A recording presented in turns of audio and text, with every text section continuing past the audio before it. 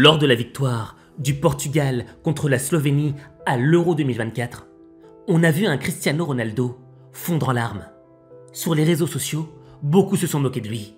Mais la vérité qui se cache derrière ces larmes est bien plus sombre qu'on ne le croit. Et si tu veux découvrir pourquoi, regarde ça.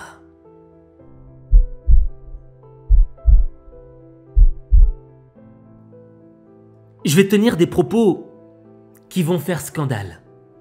Cet Euro 2024, je le trouve pourri. Je veux dire, il n'y a pas d'émotion, il y a rien dedans. Quand j'ai regardé hier le match entre la France et la Belgique, certes, l'équipe de France a remporté la victoire, mais il n'y avait pas d'émotion, il n'y avait pas de magie, il n'y avait pas ce truc, tu vois, qui te fait vibrer quand tu regardes un match de foot. C'était amer. Et j'ai l'impression que tout cet Euro avait un goût amer. Jusqu'à ce que je découvre le match entre le Portugal et la Slovénie. Ce qu'il y avait de particulier dans ce match, c'était la présence de Cristiano Ronaldo. Et quand je parle de présence, je parle d'une présence multidimensionnelle. Qu'est-ce que je veux dire par là? Tu vois, CR7, quand il jouait en Europe, il était adulé, il était vu comme l'un des meilleurs joueurs du monde. Mais dès qu'il est parti en Arabie Saoudite, on a l'impression que sa cote a baissé, que les gens ont commencé à douter de lui, jusqu'à même se moquer de lui. Alors que le gars a toujours donné le meilleur de lui-même. Et sa présence à 7 € avait également pour objectif de prouver qu'il n'était pas fini. Et d'entrée de match, Cristiano Ronaldo a été présent sur quasi toutes les actions les plus dangereuses contre la Slovénie. Un centre derrière, c'était bien fait. Cristiano Ronaldo. Très beau duel là avec Cristiano Ronaldo, un centre hyper difficile à envoyer de la part de Cancelo. Et le timing qui est parfait, hein, on voit que le défenseur slovène monte au ballon. Et attention, Cancelo maintenant qui passe bien. Il va pouvoir centrer vers Ronaldo. La reprise, c'est dans les mains de... Ça vient. Honnêtement, moi je pensais que ce serait un match ultra facile. En face, c'est la Slovénie et t'as le Portugal. Mais les Slovènes l'ont joué très malin. Ils ont été très défensifs. Et dès qu'ils avaient une opportunité d'aller vers le goal, ils la laissaient pas passer. Et pendant 90 minutes, t'as le Portugal qui tente, qui fonce, qui essaye. Mais ça ne rentre pas. Et après, sonne l'heure des prolongations. Tout le monde et l'arbitre a sifflé. La fin, 0-0. On est parti pour la prolongation. J'ai quand même envie de voir ce qui va se passer et voir si les Portugais vont être capables quand même de reprendre pas forcément le jeu à leur compte. Et dire que je pensais que ce serait un match facile. Mais dès le début des prolongations, j'ai commencé à stresser, à douter.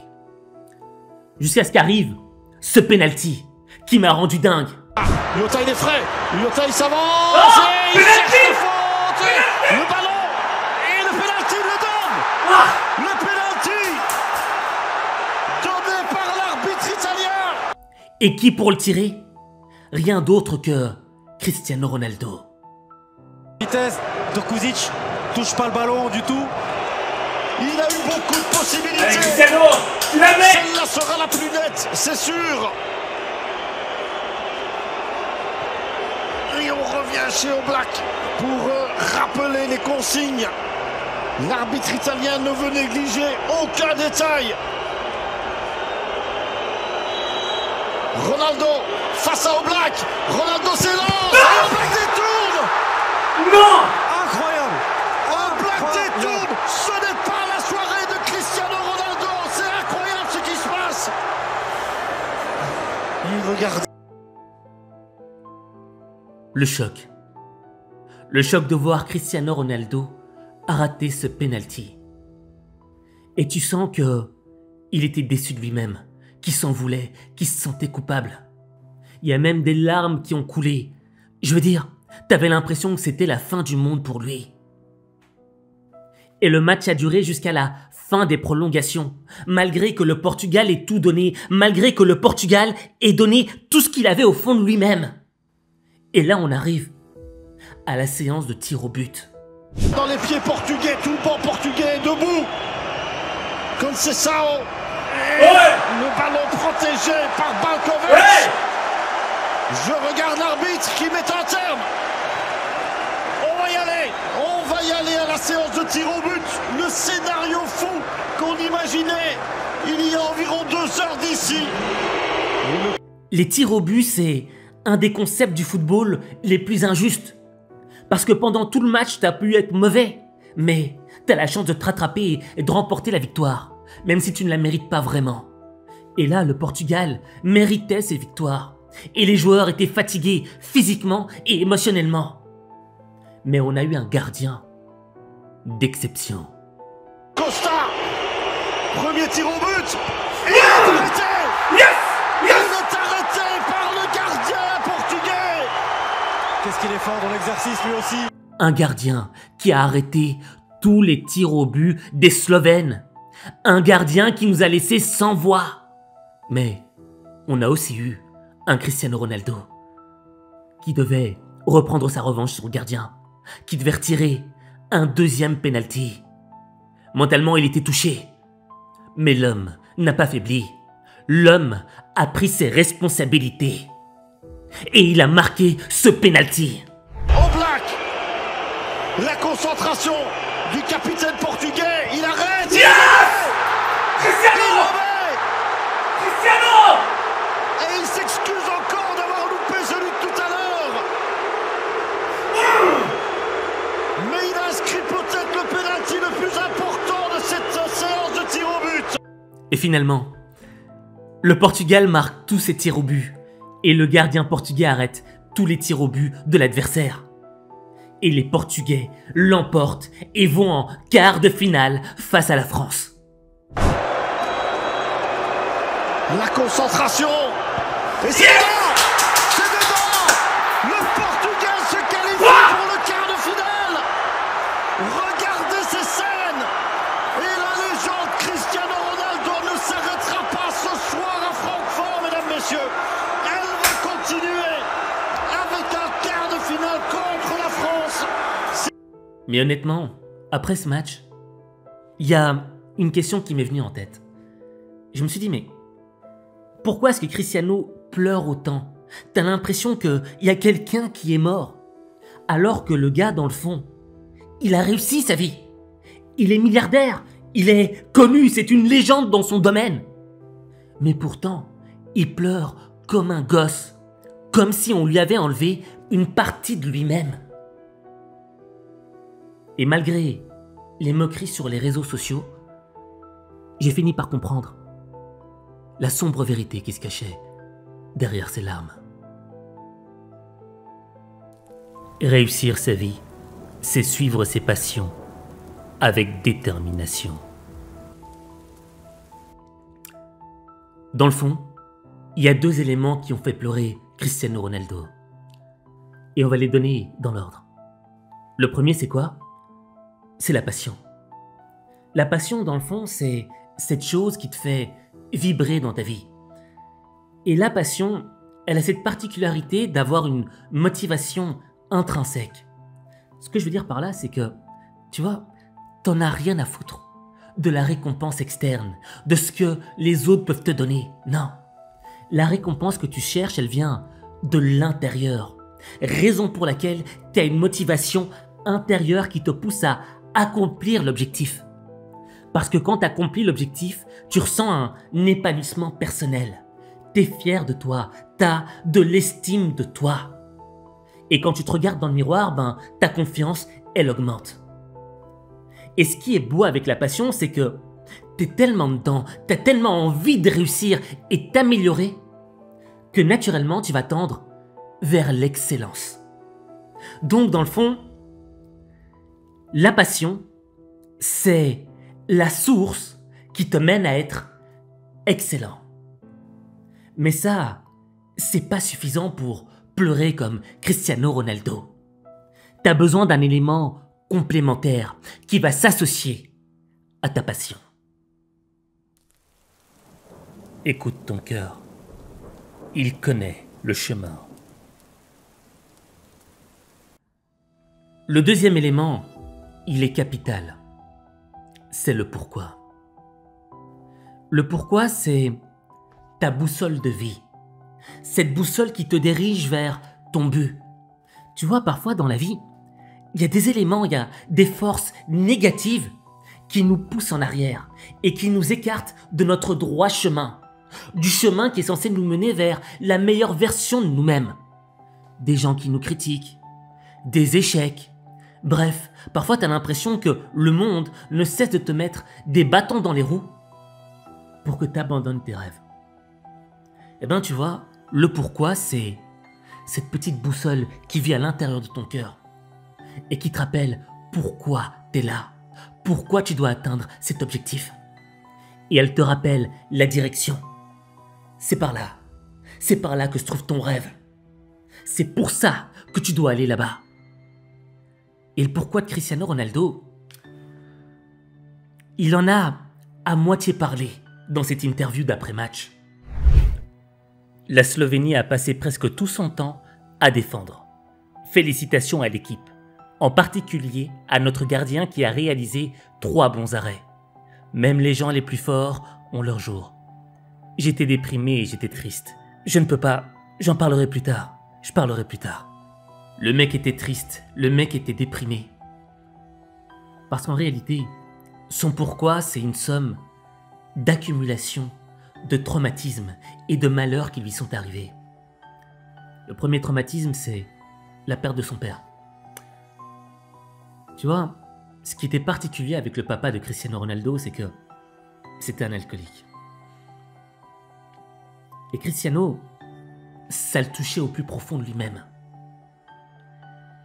Pourquoi ? Parce qu'au fait, son père, il avait sombré dans l'alcoolisme parce qu'il avait un problème avec lui-même. Parce qu'il doutait de lui, parce qu'il ne croyait plus en lui. Et il a fini par se détester lui-même. Et tu sais, c'est quoi ce sentiment de voir quelqu'un que t'aimes du plus profond de ton cœur se détester, se détruire intérieurement? Et toi, t'as beau être là, t'as beau essayer de tout faire pour que cette personne se relève, ça marche pas. La seule douceur, la seule chose qui fait du bien à cette personne, c'est quoi? Ben, c'est l'alcool. Un petit peu de bibine pour oublier ses problèmes, pour oublier que je me déteste, pour oublier que chaque jour de cette vie, je me fouette, je me détruis. Et Cristiano Ronaldo, lui, il a été témoin de cette autodestruction de son père. Ça l'a détruit au fond de lui. Raison pour laquelle, lorsqu'il entrait sur le terrain, lorsqu'il jouait à l'Euro, il donnait tout ce qu'il avait pour donner un exemple à son père, pour lui envoyer un message, peut-être pas avec des mots, parce que parfois c'est dur de dire aux gens « je t'aime », aux gens que t'aimes. Dire un « je t'aime » à ton papa ou à ta maman, c'est comme si tu devais te mettre à nu. C'est dur. Parce que ce « je t'aime », il est puissant. Puissant de sincérité, puissant de profondeur. Et quand tu dois le sortir du fond de tes tripes et le déposer sur la table, ben qu'est-ce que c'est dur. Et Cristiano, lui, s'est dit, ben moi mes tripes, ma manière de dire « je t'aime » à mon père, c'est de donner tout ce que j'ai sur ce terrain. Il y a aussi un autre épisode qui l'a frappé. C'est la perte d'un enfant, prématurément.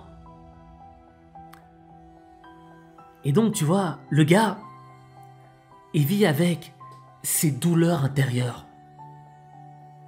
Et lorsqu'il rentre sur le terrain, il se rappelle pourquoi est-ce qu'il joue. Il se rappelle pourquoi est-ce qu'il doit marquer des buts. Malgré que toute la planète est en train de douter de lui. Parce qu'il a pris de l'âge, parce qu'il est plus aussi rapide qu'avant, parce qu'il joue en Arabie Saoudite. Mais des marrons sur Cristiano Ronaldo, en effet. Parce que là, vous avez tous senti venir le drame absolu, c'est-à-dire la sortie, en fait. Le mec, je pense que c'est pour ça qu'il craque. Il se dit, ça y est, on va se faire sortir, ça va être la fin pour moi. Enfin, surtout, la sortie, et je fais perdre le Portugal. Parce que c'était la tragédie grecque. J'aurais répondu oui à toutes ces questions, parce que je pense depuis des années qu'il empêche le développement d'autres joueurs dans cette équipe, parce qu'il concentre trop d'attention, parce qu'il veut trop en faire, parce que n'importe quel coup franc, il veut le prendre lui, alors qu'il y a des mecs formidables dans son équipe qui pourraient les tirer, parce que le péno, je pense que Bruno Fernandes l'aurait mis, et lui... ou Silva. Oui, enfin, voilà, il y a d'autres. Maintenant, il est là. Ils sont obligés de faire avec. Ça ne nous empêche pas de voir que, évidemment, il est plus aussi bon qu'avant. Évidemment, il se bat, il fait ce qu'il veut, mais tout le sketch, toutes les larmes, tout le machin. Le mec a son pourquoi. Il a cette boussole intérieure qui lui rappelle « Hé Cristiano, c'est pour ça que tu joues. C'est pour ça que tu dois marquer des buts. En l'honneur de tes morts. » Et quand tu seras capable de trouver ta passion et ton pourquoi, eh bien là, tu transformeras ta vie. Mais ta vie, il n'y a que toi qui peux la transformer. Il n'y a que toi. La passion est l'étincelle qui allume le feu de la vie. Je vais être honnête avec toi. Moi, à la fin du match, j'ai chialé. J'ai chialé quand j'ai vu Cristiano Ronaldo pleurer. Parce que je savais tout ce qu'il habitait au fond de lui. Et Cristiano, c'est quelqu'un qui a des émotions qui sont transparentes. Il joue pas, il fait pas de l'acting. Il reste lui-même. C'est pas un simple produit marketing. Non. C'est le produit de son histoire. Un homme vrai. Une légende. Et j'aimerais que toi aussi, tu fasses un pas vers ta légende personnelle. Et que tu écrives en commentaire « Je suis CR7 ». Je répète, je suis CR7. En écrivant « Je suis CR7 », tu t'engages. Tu t'engages à signer un contrat moral avec toi. Et le contrat moral, c'est quoi? C'est de numéro 1, trouver ta passion. Et numéro 2, trouver ta boussole intérieure, ton pourquoi. Et quand tu auras ces deux éléments-là, tu commenceras à développer ton potentiel. Et malgré ce que les gens peuvent dire de toi, malgré qu'on puisse se moquer de toi, j'en ai rien à foutre. Parce que moi, je crois en toi. Et je veux que tu crois en toi. Mais pour croire en soi, faut passer à l'action. Alors je veux que tu réalises cette première action, ce premier pas. Je suis CR7.